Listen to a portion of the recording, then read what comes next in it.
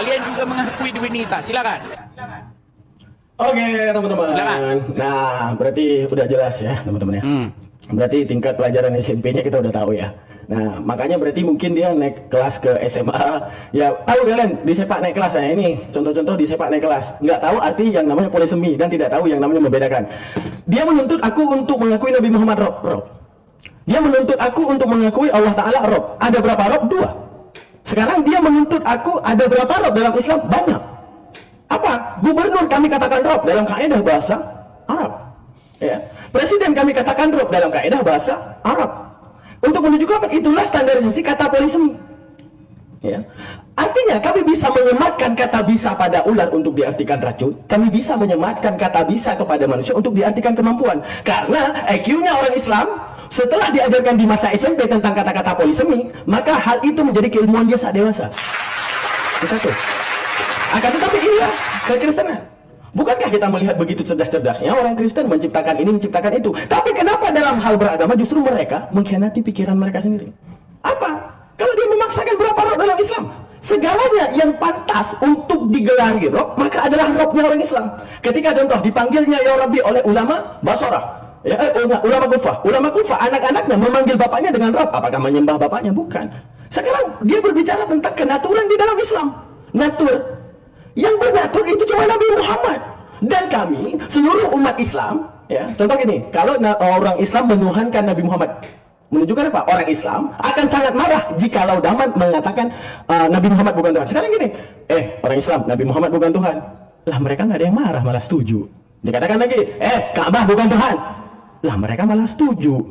Batu bukan Tuhan. Lah mereka malah setuju. Berarti menunjukkan apa? Seginilah kualitas otaknya orang. Itu dia. Tanpa harus aku menyebutkan kan. Oke, sekarang kita lihat.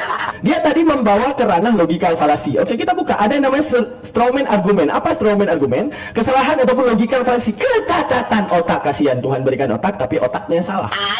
Nah, yang kedua, apa itu salah satu ciri orang melakukan strawman argument? Kecacatan otak. Menyatakan argumen lawan bicaranya dengan cara yang salah atau tidak akurat. Sekarang, andaikan yang namanya akurat yang dikatakan oleh Edis TV. Ketika Edis TV menggemborkan Nabi Muhammad bukan Tuhan, semua orang muslim marah. Des, Nabi Muhammad Tuhan. Enak kali kau bilang Nabi Muhammad bukan Tuhan. Seharusnya orang Islam seperti itu. Masalahnya orang Islam, Nabi Muhammad bukan Tuhan. Setuju, Des. Ka'bah bukan Tuhan. Ya memang. Batu bukan Tuhan. Pasti. Sekarang kita balik kepada Yesus.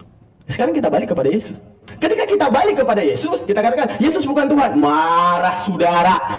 Marah semuanya saudara ketika kita bilang Yesus bukan Tuhan. Itu baru diartikan sebagai menuhankan. Sekarang gini kita lihat ya. Ketika apakah orang Kristen mengakui bahwa Yesus adalah Allah? Diakui. Siapa? Simon Petrus mengakui Yesus adalah Allah. Sekarang kita meninjau daripada kalimat ini. Apa yang kita tinjau? Allah Abraham, termasuk Yesus dong. Allah Abraham, Ishak dan Yakub. Allah nenek moyang kita telah memuliakan hambanya, yaitu nih. Sekarang pertanyaannya, Allah Abraham berarti Yesusnya Abraham karena dia kan berposisi Allah.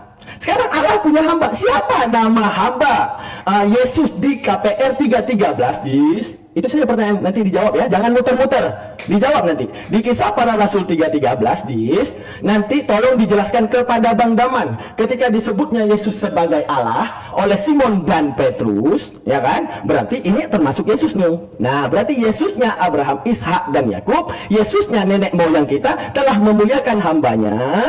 Nah, ini aja. Jadi pertanyaanku, aku ini simple. Siapa nama hamba Tuhan Yesus di Kisah Para Rasul 3:13? Siapa nama Tuhannya? Saya pengen tahu aja. Siapa nama hambanya? Yesus. Nah, Yesus. Berarti kita mengambil kesimpulan Tuhan Yesus punya hamba yang namanya Yesus. Ada berapa Yesusnya? Ada 2. Satunya Tuhan, satunya manusia. Oke, teman-teman. Ini yang dikatakan apa? Tidak berdiri teguh kepada apa standarisasi kata Allah, apa standarisasi kata hamba. Hingga kemudian apa dikatakan? Ini hamba dan ini Tuhan, ini Tuhan dan ini hamba. Ini adalah kecacatan akal. Yang namanya Tuhan memiliki hamba, bukan yang namanya Tuhan adalah hamba. Silakan, Des. Baik, saya tanggapi satu persatu ya. Tanggapi satu persatu.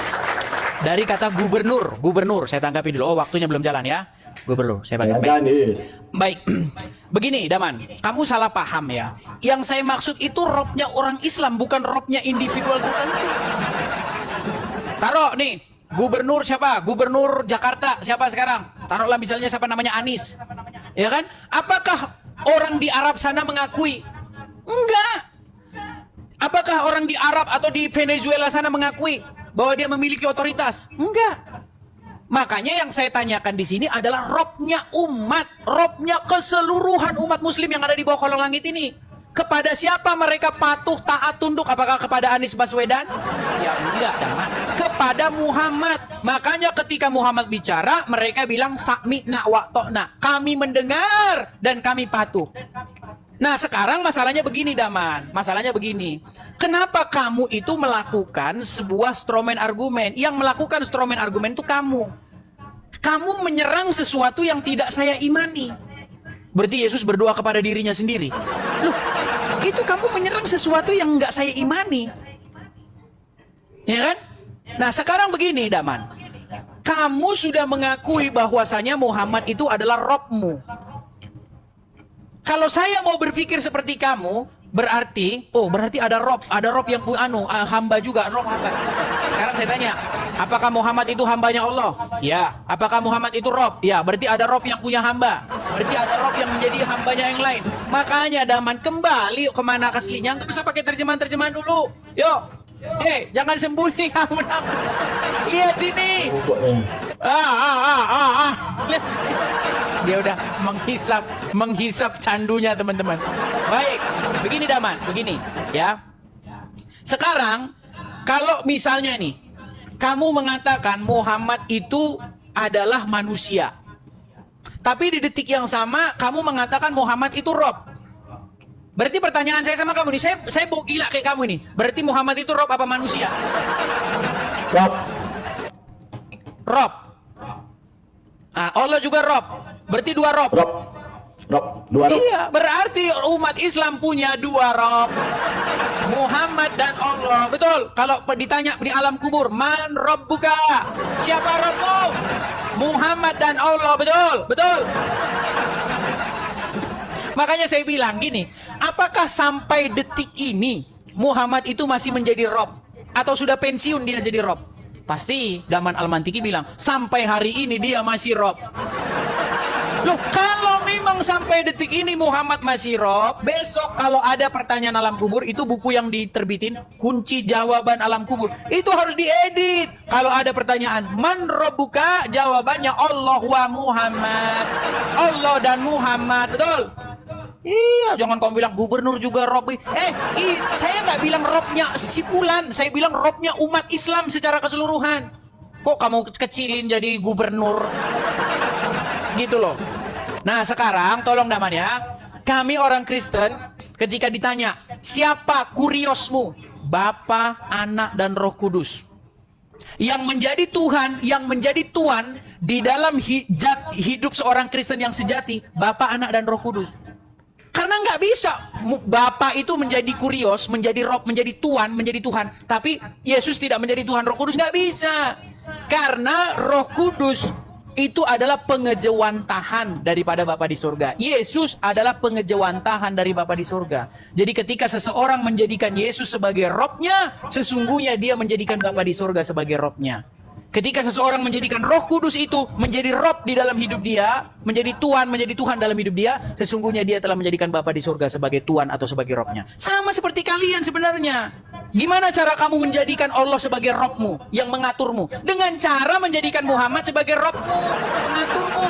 Karena Allah nggak ngatur langsung, yang ngatur itu Muhammad. Yang Anda taati, Anda patuhi, Anda takluk kepadanya, tunduk kepadanya, itu seorang manusia namanya Muhammad.